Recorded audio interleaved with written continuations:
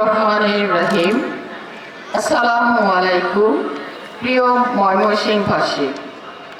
আজ ২৬ মার্চ মহান স্বাধীনতা ও জাতীয় দিবস।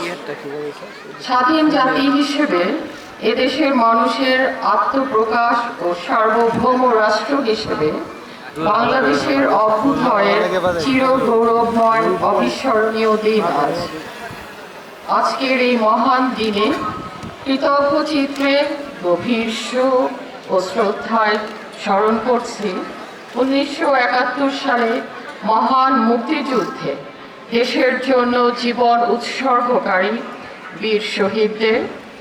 স্মরণ করছি সম্ভ্রম হারানো মা বোনদের।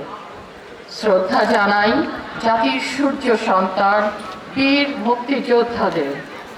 স্মরণ করছি বৈষম্যহীন রাষ্ট্র ব্যবস্থা বিনির্মাণে ২৪-এর ছাত্র জনতার জুলাই গণ অভ্যুত্থানের বীর শহীদদের এবং সুস্থতা কামনা করছি আহত জুলাই যোদ্ধাদের।